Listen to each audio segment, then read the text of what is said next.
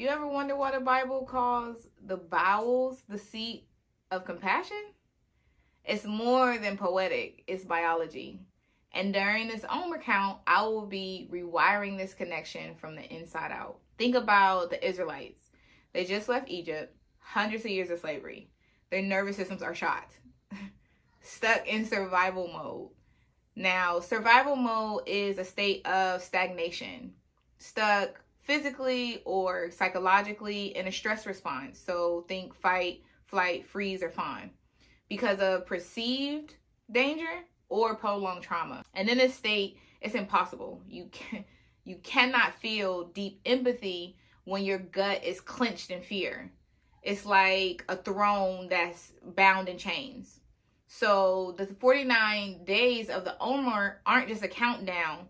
Think of it as a 7-week detox for their souls, or for our souls, to move from slave brain to revelation brain.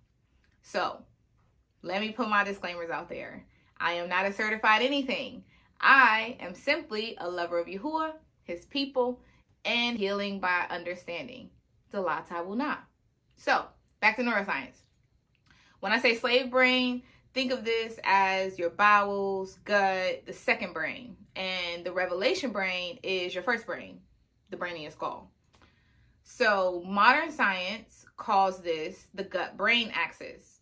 Your vagus nerve, which is a cranial nerve that is the most complex of the nerves, that acts as like this two-way highway. This two-way highway is the regulator of those involuntary visceral feelings and sensations. But that's a discussion for another day. Anyway, if you are self-critical, stressed, your gut sends an alarm signal that actually shuts down the empathy centers in your brain.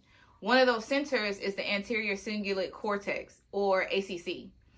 I would go into a whole tangent about that, and I will, but that's for another day.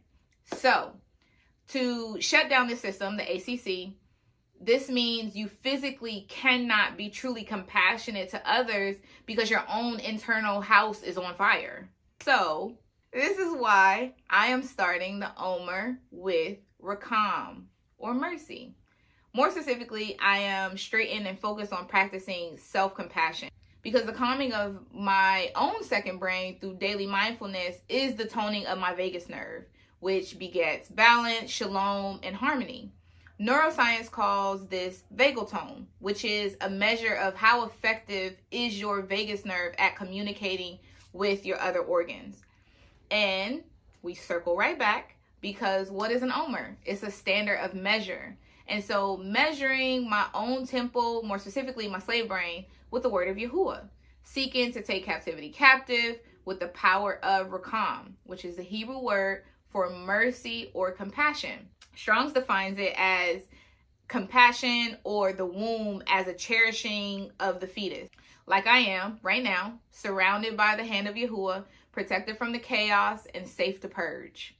Steadfast and diligent I am. Mark my words. I will turn compassion into a biological overflow. Healing so I can love my neighbor in biblical love and not survival love. Your girl gonna be out here ready to give and receive at Shavuot. Hallelujah. Praise the Father who is worthy. So today, or whenever you count, start with deep breaths. Diaphragmatic breaths, not chest breathing. Unclench your gut, accept and agree with the purging that detaches you from captivity. And follow for more on the science of the soul.